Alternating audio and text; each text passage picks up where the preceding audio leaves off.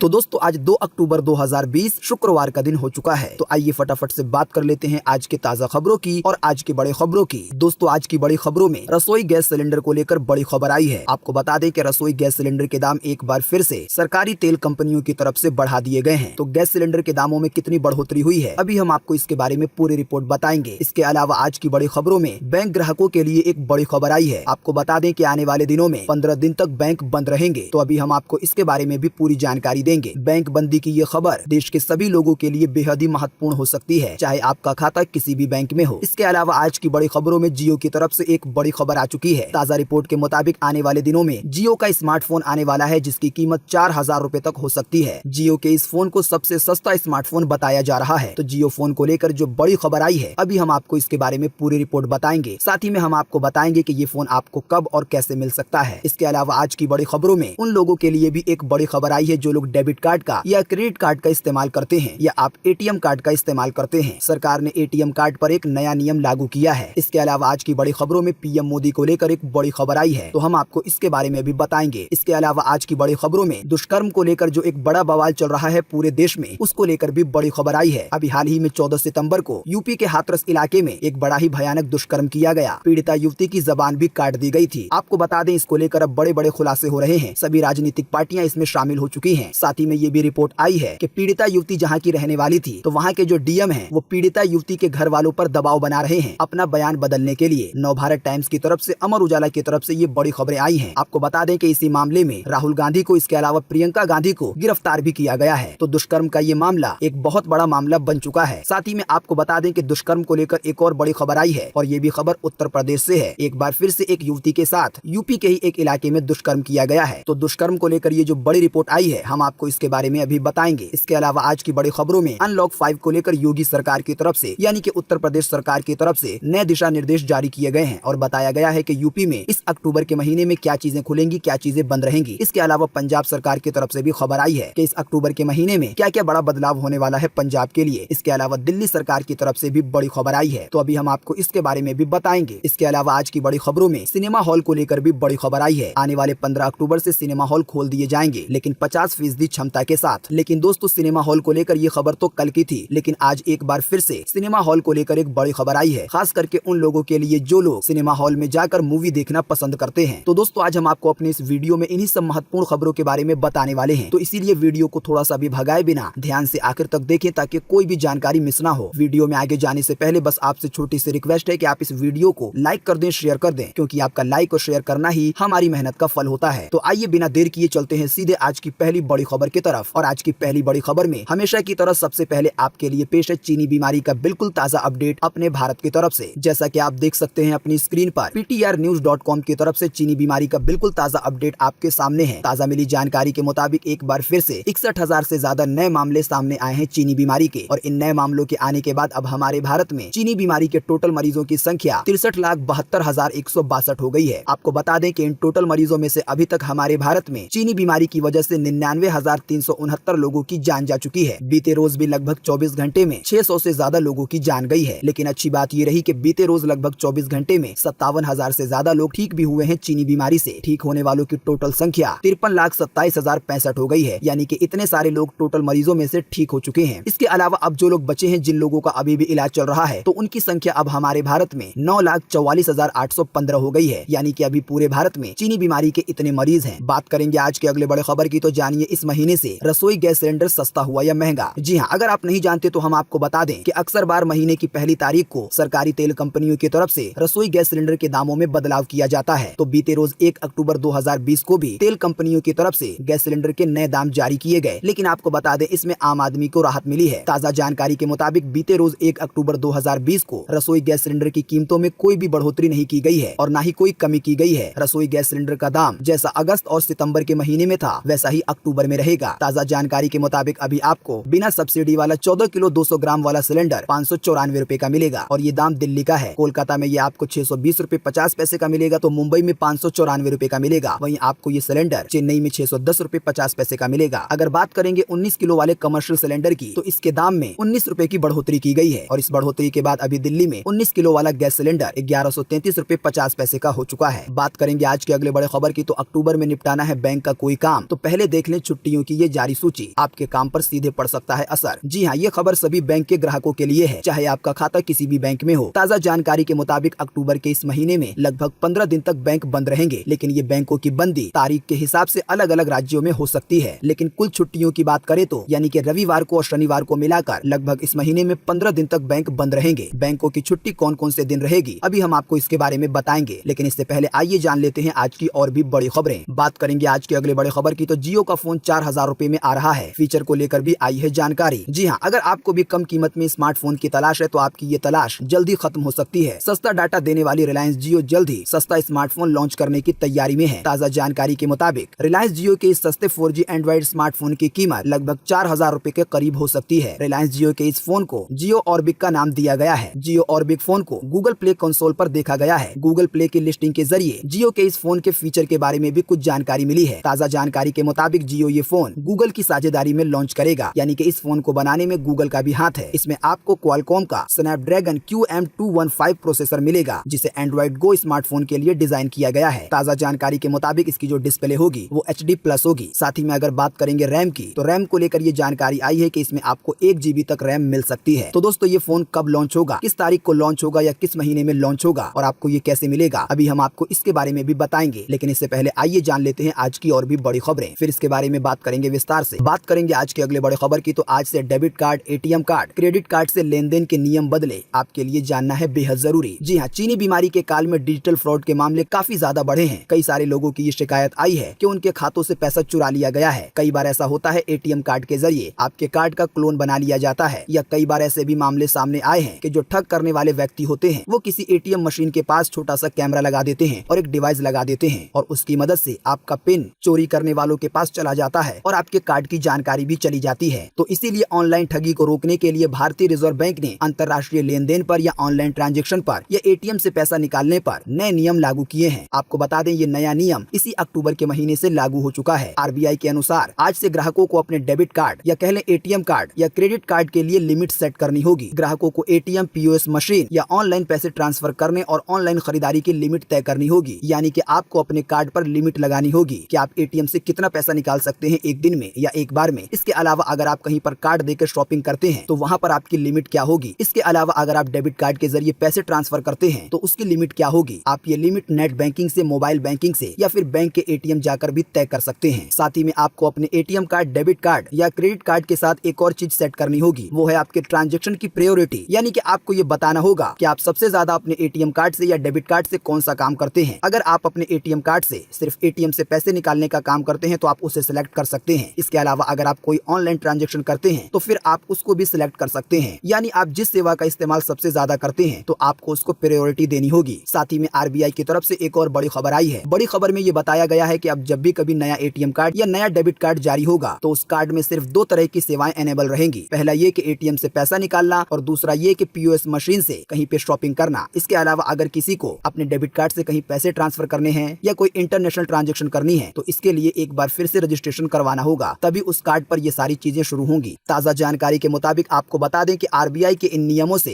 Card के जरिए जो फ्रॉड होता है उस पर लगाम लग सकती है, क्योंकि अगर आप लिमिट तय कर देंगे और अगर आपका कार्ड कभी चोरी हो जाता है तो चोरी करने वाला उस लिमिट से ज्यादा पैसे नहीं निकाल सकेगा और किसी का भी खाता फिर खाली नहीं होगा। बाकी ज्यादा जानकारी के लिए आप अपने बैंक के कस्टमर केयर से या अपने बैंक ब्रांच जाकर भी बात कर सकते हैं अगर आपको कुछ समझने में दिक्कत आती है। बात करेंगे आज के अगले बड़े खबर की तो दिल्ली हवाई अड्डे पे उतरा PM नरेंद्र मोदी का स्पेशल प्लेन। इसकी खूबियां जानकर दंग रह जाएंगे आप। जी हाँ, भारत के राष्ट्रपति के लिए और भारत के प्रधानमंत्री के लिए अमेरिका में 2 खास तरीके के विमान बनाए गए थे जो कि बोइंग 777 पर आधारित है। आपको बता दें कि बीते रोज गुरुवार को 2 प्लेनों में से एक प्लेन की लैंडिंग भारत में हो चुकी है। आपको बता दें, अमेरिकी राष्ट्रपति का एक एयरफोर्स 1 के नाम से प्लेन है जो कि बहुत सारी खूबियों से और सिक्योरिटी से लैस है। भारत के प्रधानमंत्री के लिए या राष्ट्रपति के लिए ये जो प्लेन बनाया गया है ये लगभग अमेरिका के राष्ट्रपति के प्लेन की तरह है। ताज़ा जानकारी के मुताबिक आपको बता दें कि जो अमेरिकी राष्ट्रपति का प्लेन है एयरफोर्स 1 वो 35,000 फीट की ऊंचाई पर 1013 किलोमीटर प्रति घंटे की रफ्तार से उड़ान भर सकता है। एक बार में ये विमान 6,800 मील की दूरी तय कर सकता है, यानी बीच में फ्यूल भरने की जरूरत नहीं पड़ेगी। ये विमान अधिकतम 45,100 फीट की ऊंचाई पर भी उड़ान भर सकता है। इस विमान की उड़ान के दौरान प्रति घंटा खर्च $1,81,000 आता है, यानी कि लगभग 1,30,00,000 रुपए। यानी जब ये प्लेन हवा में उड़ेगा तो 1 घंटे का खर्च लगभग 1.25 करोड़ रुपए आएगा। तो जो प्लेन भारत के प्रधानमंत्री के लिए बनाया गया है वो भी लगभग ऐसा ही है और उसमें भी लगभग इतना ही खर्च आएगा। इस विमान को एयरफोर्स के पायलट उड़ाएंगे। दोनों विमानों की कीमत करीब 8,458 करोड़ रुपए है, यानी एक विमान की कीमत लगभग 4 करोड़ से ज्यादा है। बहुत ज्यादा सिक्योर इस जहाज के अगले हिस्से में जैमर लगा हुआ है, जो कि दुश्मन के रेडार के सिग्नल को जाम कर देता है। यानी अगर कोई कभी हमला करने के लिए निशाना बनाएगा तो उसका निशाना इस हवाई जहाज पर सही से नहीं लग पाएगा। इसके अलावा ये विमान इतना ज्यादा मजबूत है कि इस पर मिसाइल का भी असर नहीं होगा। खबरों के अनुसार इस विमान में हवा में ही ईंधन भरा जा सकता है, यानी कि कभी ऐसी स्थिति आ जाती है कि ये प्लेन लैंड नहीं हो सकता तो इसके जो फ्यूल की कमी है वो उड़ते उड़ते ही पूरी की जा सकती है। तो दोस्तों, इस शानदार प्लेन का एक वीडियो भी आया है, अभी हम आपको उसके बारे में बताएंगे। लेकिन आइए इन सभी चीजों से पहले हम जानते हैं आज की और भी बड़ी खबरें और सरकारी खबरें। बात करेंगे आज के अगले बड़े खबर की तो पीड़िता की भाभी बोली, डीएम कह रहे हैं अभी तुम्हारी बेटी चीनी बीमारी से मर जाती तो क्या मुआवजा मिल पाता। जी हाँ, जैसा कि आप जानते होंगे कि यूपी के हाथरस इलाके में जो अभी एक दुष्कर्म हुआ, वो मामला अब पूरे देश में बहुत बड़ा एक बवाल बन चुका है। हालांकि इन सभी बवालों के बीच पीड़िता को इंसाफ मिलेगा या नहीं, इसकी अभी तक कोई भी खबर सामने नहीं आई है। लेकिन आपको बता दें, अब ये मामला धीरे धीरे बढ़ता जा रहा है और इसमें राजनीतिक पार्टियां शामिल हो रही हैं। हर कोई इसमें अपना फायदा ढूंढ रहा है। ताजा जानकारी के मुताबिक यूपी के हाथरस जिले में जान गंवाने वाली पीड़िता के परिवार की ओर से कुछ गंभीर आरोप लगाए गए हैं वहां के जिला अधिकारी पर, यानी कि डीएम पर। आपको बता दें कि वहां के डीएम पीड़िता परिवार वालों को इस बात का ताना दे रहे हैं कि अगर आपकी बेटी चीनी बीमारी से मर जाती तो क्या उसे मुआवजा मिलता, लेकिन इस तरीके से वो मरी है तो उसे मुआवजा तो मिल गया। तो आप सोच सकते हैं कि ये किस तरह की जबान यूज की जा रही है। साथ ही में हम आपको ये भी बताना चाहेंगे कि ये सारी खबर नव भारत टाइम्स की तरफ से आई है। ताजा जानकारी के मुताबिक ये आरोप जो पीड़िता है उसकी भाभी लगा रही है। सोशल मीडिया पर एक वीडियो भी सामने आया है जिसमें डीएम पिता के पीड़िता से कह रहे हैं कि आप अपना विश्वास खत्म ना करें, ये मीडिया वाले आधे आज चले गए हैं और आधे कल चले जाएंगे, आपके साथ हम ही खड़े रहेंगे। डीएम ने ये भी कहा कि आपको अपना बयान बदलना है या नहीं, ये आपकी इच्छा है। यानी कि डीएम की तरफ से पीड़िता के परिवार वालों पर दबाव बनाया जा रहा है कि वो अपना बयान बदल लें। आपको बता दें, अब इस मामले में तो एक नया ट्विस्ट आ चुका है, एक नया मोड़ आ चुका है और वो मोड़ आया है एडीजी के बयान से। ताजा जानकारी के मुताबिक एडीजी ने, यानी कि एक बड़े पुलिस अधिकारी ने बताया है कि हाथरस में 19 साल की युवती के साथ रेप नहीं हुआ है। उन्होंने बताया कि युवती की जान गई है गले में चोट लगने की वजह से। उन्होंने बताया है कि युवती की मौत गले में चोट लगने की वजह से और उसी के कारण वो बहुत ज्यादा सदमे में थी, तो इन्हीं सब वजह से युवती की जान गई है। फॉरेंसिक साइंस लैब की रिपोर्ट में ये साफ जाहिर होता है, ऐसा एडीजी ने बोला। लेकिन आपको बता दें कि अभी तक यही खबरें आ रही थी कि पीड़िता के साथ पहले सामूहिक दुष्कर्म किया गया है, फिर उसकी जबान काटी गई और फिर उसकी गर्दन भी तोड़ी गई। लेकिन अब ये बयान बदल चुका है। ताजा रिपोर्ट के मुताबिक पीड़िता युवती का अंतिम संस्कार भी कर दिया है, तो इसीलिए अब तो दोबारा जांच भी नहीं हो सकती।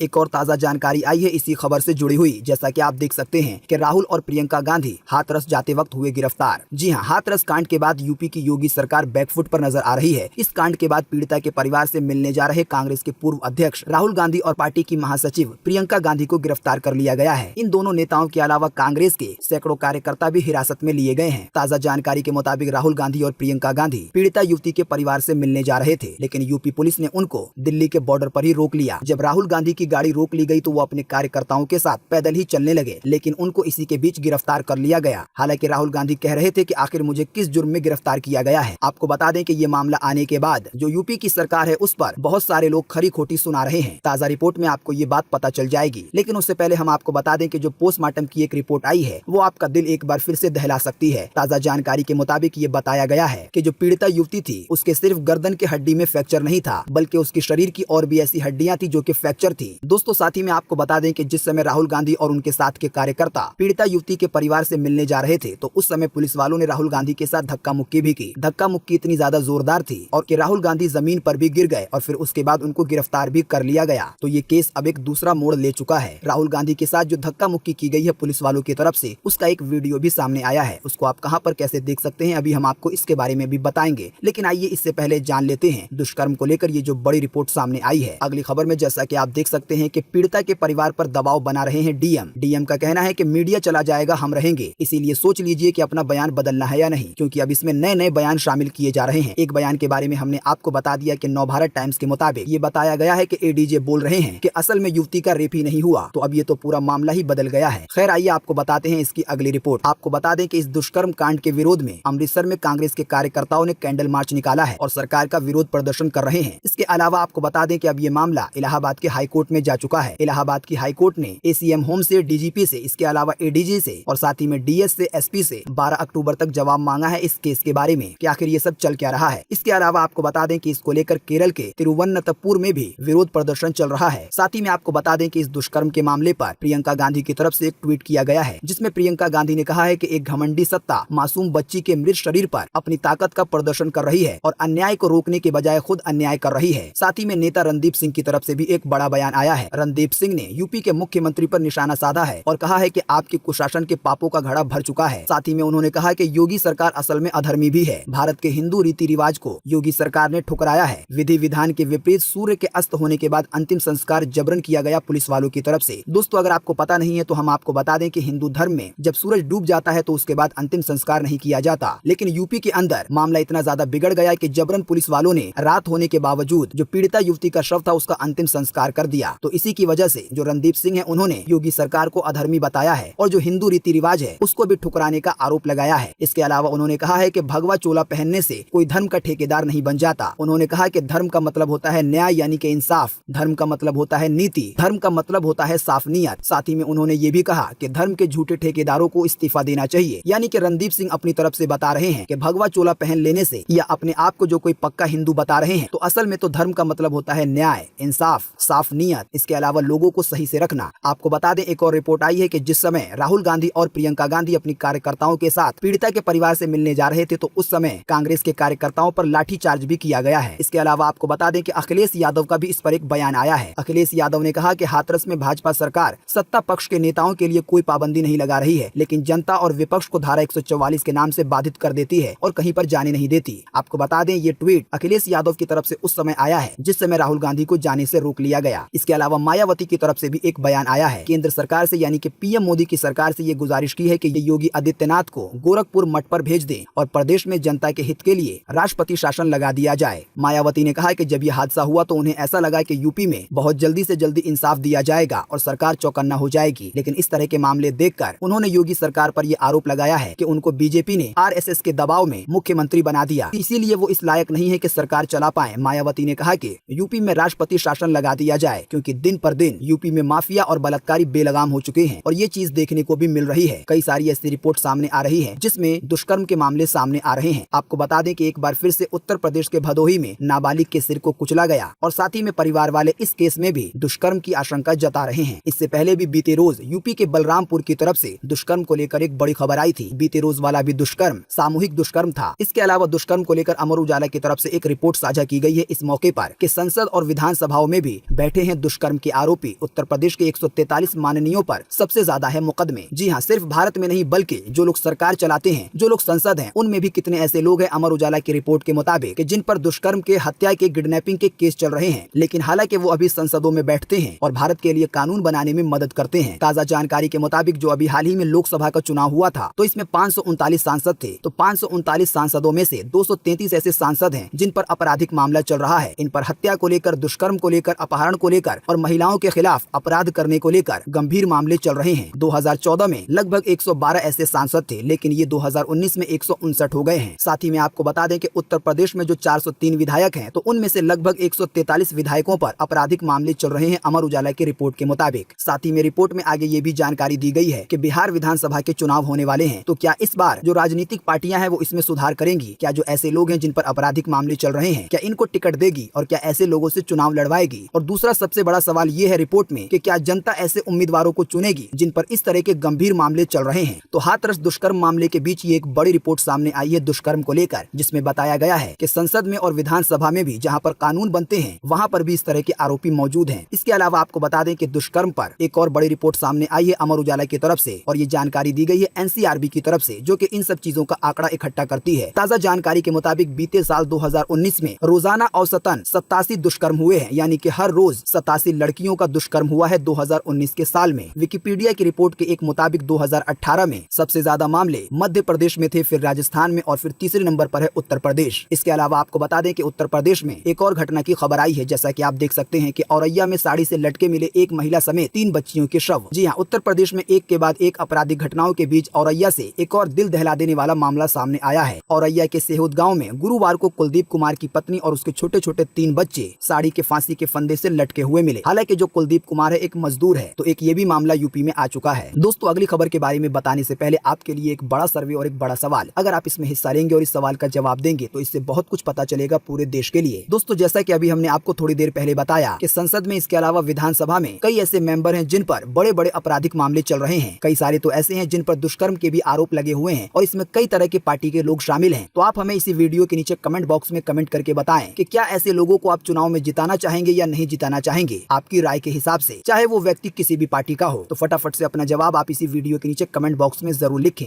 आपका दिया हुआ जवाब एक बड़ा सर्वे बनकर भी तैयार हो सकता है। दोस्तों साथ ही में आपको बता दें कि आज गांधी जयंती है, यानी कि आज 2 अक्टूबर को गांधी जी का जन्म हुआ था। पूरा देश जानता है कि गांधी जी ने भारत की आजादी के लिए कितने बड़े बड़े काम किए हैं। तो ऐसे मौके पर हमारे इस वीडियो के लिए नहीं तो गांधी जी के लिए लाइक जरूर करें और वीडियो पूरा देखने के बाद गांधी जी के बारे में अगर आप कुछ कहना चाहते हैं, गांधी जी को अगर आप श्रद्धांजलि देना चाहते हैं, तो इसी वीडियो के नीचे कमेंट बॉक्स में जरूर दें। बात करेंगे आज के अगले बड़े खबर की। तो राहुल गांधी की सुरक्षा को लेकर एजेंसियां हुई सतर्क। पंजाब में एक दिन टला रोड शो। जी हाँ, आपको बता दें कि अभी हाल ही में किसानों के लिए सरकार ने एक नियम लागू किया था MSP को लेकर, लेकिन आपको बता दें कि बहुत सारे किसान इस चीज का विरोध कर रहे हैं और लगातार इसका प्रदर्शन चल रहा है। दुष्कर्म के मामले सामने आने के बाद किसानों का जो विरोध प्रदर्शन है वो कहीं दब गया है। लेकिन आपको बता दें एक बार फिर से ताजा रिपोर्ट आई है जिसमें ये बताया गया है कि राहुल गांधी 3 अक्टूबर 2020 को इसी कानून के विरोध में रोड शो निकालने वाले हैं। पहले ये राहुल गांधी का रोड शो आज 2 अक्टूबर को निकलने वाला था, लेकिन सुरक्षा एजेंसियों की तरफ से सुरक्षा के तहत इसमें बदलाव किया गया है। दोस्तों देश में कोई भी बड़ा मामला होता है तो हर राजनीतिक पार्टी चाहती है कि उसका फायदा हो। आपको बता दें कि अभी जो संसद की खबर हमने आपको बताई, जिसमें आपको ये जानकारी मिली कि हमारे संसद में भी कई सारे ऐसे लोग हैं जिन पर बड़े बड़े अपराध के आरोप लगे हुए हैं। आपको बता दें इसमें सिर्फ भाजपा के नेता नहीं बल्कि कई कांग्रेस के नेता भी शामिल हैं। बात करेंगे आज के अगले बड़े खबर की। तो अनलॉक 5 के लिए योगी सरकार ने जारी किए दिशा निर्देश। 15 अक्टूबर से खुलेंगे स्कूल कॉलेज। जी हाँ, उत्तर प्रदेश की योगी सरकार ने अनलॉक 5 के लिए दिशा निर्देश जारी कर दिए हैं यूपी के लिए, जिसके अनुसार आने वाले 15 अक्टूबर 2020 से यूपी में स्कूल कॉलेज खोल दिए जाएंगे। बता दें कि गृह मंत्रालय की एडवाइजरी के अनुसार यूपी सरकार ने नई गाइडलाइन जारी कर दी है। 15 अक्टूबर के बाद चरणबद्ध तरीके से यानी कि एक एक करके उत्तर प्रदेश में स्कूल और कॉलेज खोले जाएंगे। वहीं सिनेमा और थिएटर को और मल्टीप्लेक्स को भी 50% क्षमता के साथ खोलने की मंजूरी दे दी गई है यूपी में। सबसे अहम बात यह है कि 15 अक्टूबर के बाद कंटेनमेंट जोन के बाहर धार्मिक और सांस्कृतिक और राजनीतिक, इसके अलावा जो भी ऐसे कार्यक्रम होते हैं तो उसमें 200 लोग शामिल हो सकते हैं। ऐसी अनुमति यूपी की सरकार ने दी है। इस फैसले से दुर्गा पूजा के आयोजन का रास्ता साफ हो गया है। हालांकि आपको बता दें कि गृह मंत्रालय की तरफ से जो एडवाइजरी जारी की गई है उसमें केवल 100 लोगों की अनुमति है, लेकिन यूपी सरकार ने विशेष तौर पर 200 लोगों की अनुमति दी है। बात करेंगे आज के अगले बड़े खबर की। तो पंजाब में रात का कर्फ्यू और रविवार का लॉकडाउन हुआ खत्म। शादी और अंतिम संस्कार में 100 लोग अब हो सकेंगे शामिल। जी हाँ, पंजाब में चीनी बीमारी से मृत्यु दर में कमी आने के बाद मुख्यमंत्री कैप्टन अमरिंदर सिंह ने रात के कर्फ्यू को और रविवार के लॉकडाउन को खत्म कर दिया है। साथ ही में विवाह के समारोह में मेहमानों की संख्या 50 से बढ़ाकर 100 कर दी गई है। इसके अलावा अब पंजाब में अंतिम संस्कार में भी 100 लोग शामिल हो सकेंगे। इसी के साथ अब पंजाब में कार में 3 व्यक्ति सफर कर सकते हैं। इसके अलावा बसों का भी अब संचालन शुरू हो जाएगा 50% सवारियों के साथ, लेकिन साथ में शर्त यह है कि सफर के दौरान गाड़ियों की जो खिड़कियां हैं वो खुली होनी चाहिए। बात करेंगे आज के अगले बड़े खबर की। तो दिल्ली में 31 अक्टूबर तक बनी रहेगी यथास्थिति। हर निगम जोन में 2 साप्ताहिक बाजारों को है अनुमति। जी हाँ, दिल्ली सरकार ने अनलॉक 5 में राजधानी में सभी गतिविधियों पर 31 अक्टूबर तक यथास्थिति बनाए रखने का फैसला लिया है। यानी कि जो स्थिति अभी सितंबर के महीने में चल रही थी, लगभग ऐसे ही हालात अक्टूबर में रहेंगे। लेकिन आपको बता दें कुछ चीजों में थोड़ा सा बदलाव किया गया है। ताजा जानकारी के मुताबिक अब किसी भी तरह के समारोह में, चाहे वो शादी हो या अंतिम संस्कार का काम हो या कोई धार्मिक काम हो, उसमें अब केवल 50 लोग ही एक साथ इकट्ठा हो सकते हैं। लेकिन दिल्ली में अनलॉक 5 के तहत एक बड़ा बदलाव किया गया है। सरकार ने इस बात की जानकारी दी है कि अब किसी भी तरह के समारोह में, जैसे कोई धार्मिक समारोह होता है या कोई शादी का मामला है, तो उसमें केवल 50 लोग ही शामिल हो सकते हैं। लेकिन अंतिम संस्कार में केवल 20 लोग ही शामिल होंगे। बाकी नियम सितंबर जैसे रहेंगे। इसके अलावा एक और जानकारी आई है कि हर नगर निगम के जोन में 2 साप्ताहिक बाजारों की अनुमति दी गई है, यानी कि हफ्ते में 2 बाजार लग सकते हैं एक जोन में। बात करेंगे आज के अगले बड़े खबर की। तो देश में बदला BMI। महिला के लिए 55 किलो और पुरुष के लिए 65 किलो हुआ आदर्श वजन। दोस्तों क्या आप जानते हैं कि आपका सही वजन क्या होना चाहिए? या आप कोई महिला हैं तो क्या आपको पता है कि आपकी हाइट या वजन कितना होना चाहिए? आखिर एक सही वजन क्या होता है आपके तंदुरुस्त सेहत के लिए? तो आपको बता दें इसके लिए एक आंकड़ा है जिसको बॉडी मास इंडेक्स भी कहते हैं, यानी कि BMI। ताजा जानकारी के मुताबिक किसी भी पुरुष का वजन अगर 65 किलो है तो ये एक आदर्श वजन माना जाता है और एक सही वजन माना जाता है। इसके अलावा अगर कोई महिला है तो उसका वजन 55 किलो सही माना जाता है, यानी कि इससे ज्यादा नहीं होना चाहिए। आपको बता दें इससे पहले 10 साल पहले की एक रिपोर्ट में बताया गया था कि महिलाओं के लिए 50 किलो आदर्श वजन माना जाता है तो पुरुष के लिए 60 किलो। लेकिन इस बार की रिपोर्ट में 5-5 किलो मेल पर और फीमेल पर दोनों पर ही बढ़ा दिए गए हैं। इसके अलावा अगर बात करेंगे हाइट की, तो पुरुष की जो एक आदर्श हाइट होती है, जो एक सही हाइट मानी जाती है, वो होती है कम से कम 5 फुट 8 इंच। इसके अलावा महिलाओं के लिए 5 फुट 3 इंच है। ताज़ा जानकारी के मुताबिक जो भी पैमाने बताए गए हैं, अगर इससे वजन किसी का ज्यादा होता है तो ये सही नहीं माना जाता। लोगों को अपना वजन इसके अंदर ही मेंटेन करके चलना चाहिए। बात करेंगे आज के अगले बड़े खबर की, तो आ गई है अमर उजाला की तरफ से अक्टूबर की डायरी। नोट कर ले इस महीने की सभी जरूरी तारीखें। दोस्तों, अक्टूबर के इस महीने में काफी सारे बदलाव होने वाले हैं, काफी सारी छुट्टियां हैं। इसके अलावा अक्टूबर के इस महीने में और भी कई ऐसी महत्वपूर्ण तारीखें हैं जिससे आपको रूबरू होना पड़ सकता है और आपको उसकी जरूरत भी पड़ सकती है। आपको बता दें, बात कर लें अगर 1 अक्टूबर की, तो 1 अक्टूबर को ही हमारे देश में कितने सारे नियम लागू हुए हैं, चाहे बात हो वो ड्राइविंग को लेकर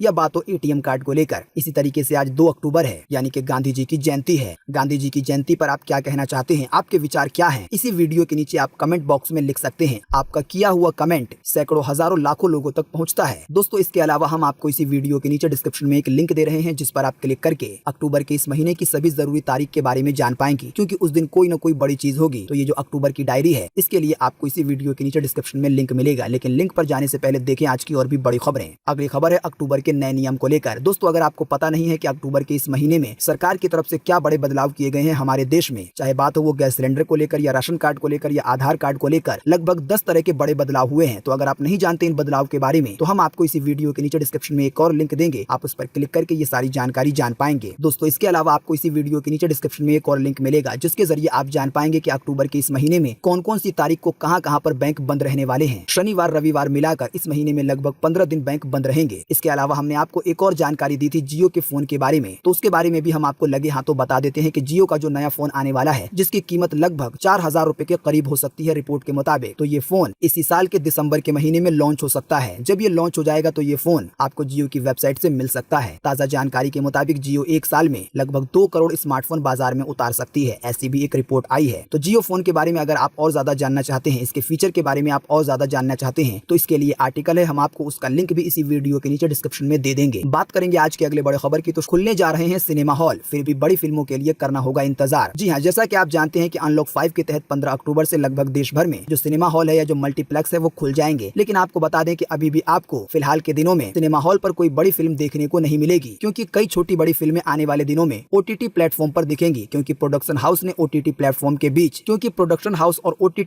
के बीच पहले ही रिलीज को लेकर करार हो चुका है। नई गाइडलाइन आने के बाद इसे रद्द नहीं किया जा सकता। यानी अभी जो हाल फिलहाल की फिल्में आएंगी वो Amazon प्राइम पर या नेटफ्लिक्स पर या इसी तरह के किसी OTT प्लेटफॉर्म पर आएंगी। बात करेंगे आज के अगले बड़े खबर की, तो अब इन 16 देशों की यात्रा कर सकते हैं भारतीय। आइए बताएं लिस्ट में कौन कौन से देश हैं शामिल। दोस्तों, जो विमान नियमित रूप से दूसरे देश की उड़ान भरते हैं, दोस्तों आपको बता दें कि नियमित अंतर्राष्ट्रीय उड़ानें अभी प्रतिबंध हैं, यानी कि आम दिनों में जो हवाई सफर होता है दूसरे देशों के लिए, अभी उस पर प्रतिबंध लगा हुआ है। लेकिन कुछ ऐसे देश हैं जिसके साथ भारत सरकार ने करार किया है और इसी करार के तहत इन देशों की यात्रा भारतीय कर सकते हैं। ताजा जानकारी के मुताबिक इन देशों की सूची में Afghanistan, Bahrain, Bhutan, Canada, France, Germany, Iraq, Japan, Kenya, Maldives, Nigeria, Oman, Qatar, UAE, UK, America शामिल है। यहाँ के लोग वहाँ जा सकते हैं और वहाँ के लोग यहाँ भी आ सकते हैं। बात करेंगे आज के अगले बड़े खबर की, तो यात्रियों को मिलेगा लॉकडाउन में रद्द हुई उड़ानों के टिकट का पूरा रिफंड। सुप्रीम कोर्ट ने दे दी है मंजूरी। जी हाँ, सुप्रीम कोर्ट ने यात्रियों के टिकट के रिफंड से जुड़ी नागरिक उड्डयन महानिदेशालय की जो सिफारिश थी उसे मंजूर कर लिया है। सुप्रीम कोर्ट ने लॉकडाउन के दौरान रद्द हुई टिकटों के रिफंड तत्काल देने का आदेश जारी किया है एयरलाइन कंपनियों को। कोर्ट ने कहा है कि अगर लॉकडाउन के दौरान यात्रा टिकट था तो उसका पैसा तत्काल एयरलाइंस वापस करे। वहीं अगर लॉकडाउन के बाद यात्रा के लिए जो टिकट बुक किए गए थे अगर उसे किसी भी कारणवश कैंसिल कर दिया गया है तो एयरलाइन कंपनियां उन लोगों को 3 हफ्ते के अंदर पैसे वापस करें जो टिकट रद्द किए गए हैं उसके। बात करेंगे आज के अगले बड़े खबर की, तो आज 2 अक्टूबर 2020 को ये रहेगा मौसम का हाल। मौसम विभाग ने जारी किया है मौसम का पूर्वानुमान। जी हाँ, मौसम विभाग के अनुसार अगले 24 घंटे के दौरान उड़ीसा में, तटीय आंध्र प्रदेश में, गंगीय पश्चिम बंगाल में, झारखंड के कुछ हिस्सों में, इसके अलावा नागालैंड में, मणिपुर में, मिजोरम में, साथ ही में त्रिपुरा के भी कुछ स्थानों पर गरज के साथ भारी बारिश की चेतावनी दी गई है। इसके अलावा असम में, मेघालय में, अरुणाचल प्रदेश में, सिक्किम में, उप हिमालय पश्चिम बंगाल में, अंडमान निकोबार द्वीप समूह में हल्की से मध्यम बारिश होगी, लेकिन कई स्थानों पर भारी बारिश की भी चेतावनी है। इसके अलावा तमिलनाडु में, रायलसीमा में, कर्नाटका में, तेलंगाना में, कोकण में, गोवा में, मध्य महाराष्ट्र में, छत्तीसगढ़ के भी कुछ हिस्सों में, इसके अलावा मध्य प्रदेश में, दक्षिणी गुजरात में भी हल्की से मध्यम बारिश की संभावना जताई गई है। इसके अलावा बिहार में और दक्षिणी राजस्थान के 1-2 स्थानों पर हल्की बारिश की संभावना है। राष्ट्रीय राजधानी दिल्ली समेत उत्तर के पहाड़ी इलाकों और जो मैदानी इलाके हैं वहां मौसम सूखा बना रहेगा। तो आज 2 अक्टूबर को पूरे देश में मौसम को लेकर ऐसे हालात रहेंगे स्काईमेट वेदर की रिपोर्ट के मुताबिक। बात करेंगे आज के अगले बड़े खबर की, तो रोहित शर्मा के 5000 रन हुए पूरे, ऐसा करने वाले बने तीसरे बल्लेबाज। जी हाँ, IPL 2020 के 13वें मुकाबले में बीते रोज गुरुवार को मुंबई इंडियंस के कप्तान रोहित शर्मा ने एक खास तरह की उपलब्धि हासिल की है। पंजाब के खिलाफ इस मुकाबले में 2 रन बनाते ही रोहित ने IPL में अपने 5000 रन पूरे कर लिए हैं और IPL में ऐसा करने वाले वो तीसरे खिलाड़ी पड़ी है। इसी के साथ आपको बता दें कि IPL के 13वें सीजन के 13वें मुकाबले में किंग्स 11 पंजाब को शर्मनाक हार झेलनी पड़ी है। मुंबई इंडियन ने एक तरफा अंदाज में इस मुकाबले को अपने नाम किया। इस जीत में खुद कप्तान रोहित शर्मा ने शानदार अर्धशतक लगाया है। किंग्स 11 पंजाब को मुंबई इंडियंस ने बीते रोज के मुकाबले में 48 रन से हरा दिया। बात करेंगे आज के अगले बड़े खबर की, तो बीते रोज फिर हुआ सस्ता डीजल। आइए बताएं पेट्रोल डीजल के ताजा भाव। जी हां, बीते रोज गुरुवार को एक बार फिर से डीजल के दाम में 10 पैसे की कटौती की गई और इस कटौती के बाद अभी राजधानी दिल्ली में 1 लीटर डीजल की कीमत 70 रुपए 53 पैसे हो गई है। अगर बात करेंगे पेट्रोल की, तो पेट्रोल के दामों में फिलहाल कोई भी बदलाव नहीं किया गया और अभी आपको 1 लीटर पेट्रोल राजधानी दिल्ली में 81 रुपए 6 पैसे का मिलेगा। बात करेंगे आज के अगले बड़े खबर की, तो व्हाट्सएप में आ रहे हैं कई कमाल के फीचर्स। बीटा वर्जन में हो रहे हैं टेस्ट। जी हाँ, आने वाले दिनों में व्हाट्सएप चलाने वालों को कमाल के फीचर मिलने वाले हैं। आपको बता दें, एक फीचर है ऑलवेज म्यूट के नाम से। आपको बता दें, अगर किसी ग्रुप में कोई ऐसा नंबर है जिससे आपको बहुत सारे नोटिफिकेशन या मैसेज आते हैं, तो आप उस नंबर को हमेशा के लिए म्यूट कर सकते हैं, यानी कि उसका नोटिफिकेशन आपको फिर कभी भी परेशान नहीं करेगा। पहले ये अवधि ज्यादा से ज्यादा 1 साल थी, लेकिन अब वहाँ पर आपको एक ऑलवेज का ऑप्शन मिलेगा। साथ ही में आपको बता दें कि व्हाट्सएप पर एक और फीचर आने वाला है जिसका नाम है हाइडिंग वॉइस और वीडियो कॉलिंग, यानी कि इस फीचर के जरिए आप अपने व्हाट्सएप से किए गए वॉइस कॉल को और वीडियो कॉल को छुपा सकेंगे। बात करेंगे आज के अगले बड़े खबर की, तो अमेज़न ने लॉन्च किया दुनिया का पहला बायोमेट्रिक पेमेंट सिस्टम। हाथ दिखाकर कर सकेंगे पेमेंट। जी हाँ, अमेज़न ने नए बायोमेट्रिक पेमेंट सिस्टम को लॉन्च करके पूरी दुनिया को चौंका दिया है। अमेज़न के इस बायोमेट्रिक पेमेंट सिस्टम की खासियत यह है कि आप सिर्फ हाथ दिखाकर किसी भी तरह के पेमेंट को कर सकते हैं। अमेज़न के इस पेमेंट सिस्टम से ऑफिस और स्टेडियम में एंट्री की राह भी आसान हो जाएगी। यानी कि अमेज़न ने एक ऐसे डिवाइस बनाई है जिसमें आपके हाथ के बायोमेट्रिक को रजिस्टर्ड किया जाएगा। यानी कि जो आपका हाथ है वो उस डिवाइस में जब एक बार रजिस्टर्ड हो जाएगा तो आपको उस डिवाइस को छूना भी नहीं है। आप केवल जब उस डिवाइस को अपना हाथ दिखाएंगे ऊपर से, तो वो डिवाइस समझ जाएगा कि ये आपका हाथ है और इसी तकनीक से पेमेंट भी की जा सकती है। साथ ही में आपको बता दें, इस तकनीक का इस्तेमाल ऑफिस में, इसके अलावा स्टेडियम में एंट्री करने के लिए भी किया जा सकता है। बात करेंगे आज के अगले बड़े खबर की, तो जल्दी खत्म नहीं होगी स्मार्टफोन की बैटरी। नोट कर ले ये 5 बातें। दोस्तों, मोबाइल फोन की बैटरी को लेकर एक बड़ी रिपोर्ट सामने आई है। अगर आप चाहते हैं कि आपके फोन की बैटरी काफी ज्यादा देर तक चले, तो आप इस वाले आर्टिकल को देख सकते हैं, जिसमें ये बताया गया है कि आप किस तरीके से 5 बातों का ध्यान रखकर अपनी फोन की बैटरी की लाइफ बढ़ा सकते हैं और आपको बार बार जल्दी चार्ज नहीं करना होगा। तो उस आर्टिकल का लिंक हम आपको इसी वीडियो के नीचे डिस्क्रिप्शन में दे देंगे। दोस्तों, इसके अलावा हम आपको एक और लिंक देंगे इसी वीडियो के नीचे डिस्क्रिप्शन में, जिस पर आप क्लिक करके उस वीडियो को देख पाएंगे जिसमें राहुल गांधी से धक्का मुक्की की गई है जब वो यूपी के हाथरस इलाके में जाने की कोशिश कर रहे थे पीड़िता के परिवार से मिलने के लिए। बात करेंगे आज के अगले बड़े खबर की, तो सर्राफा बाजार में क्या चल रहा है सोने चांदी का भाव, आइए बताएं ताजा रिपोर्ट में। जी हाँ, बीते रोज 1 अक्टूबर को सोना 37 रुपए महंगा हुआ है और इस महंगाई के बाद अभी 24 कैरेट 10 ग्राम सोने की कीमत 51,389 हो गई है। अगर बात की जाए चांदी के, तो चांदी के दामों में 915 रुपए की गिरावट दर्ज हुई है और इस गिरावट के बाद अभी दिल्ली के सर्राफा बाजार में 1 किलो चांदी की कीमत 61,423 रुपए है। बात करेंगे आज के अगले बड़े खबर की, तो गूगल मीट यूजर के लिए बड़ी खबर, अनलिमिटेड वीडियो कॉलिंग पर नहीं लगेगा फिलहाल कोई चार्ज। जी हाँ, गूगल मीट यूजर के लिए खुशखबरी है। गूगल ने अपने वीडियो चैट प्लेटफॉर्म पर अनलिमिटेड वीडियो कॉलिंग के फ्री वर्जन के इस्तेमाल को 31 मार्च 2021 तक के लिए लागू कर दिया है। जीमेल यूजर बिना किसी रुकावट के 31 मार्च 2021 तक गूगल मीट से 60 मिनट से ज्यादा लंबे समय की वीडियो कॉलिंग कर सकेंगे। तो दोस्तों, आज 2 अक्टूबर 2020 की यही ताजा खबरें थी और महत्वपूर्ण खबरें थी। उम्मीद करते हैं कि इससे आपको काफी कुछ जानकारी मिली होगी। हम बस इसके बदले में आपसे इतना ही चाहते हैं कि आप इस वीडियो को लाइक कर दें, शेयर कर दें, क्योंकि आपका लाइक और शेयर करना ही हमारी मेहनत का फल होता है। वीडियो देखने के लिए आपका बहुत बहुत धन्यवाद। Thanks for watching.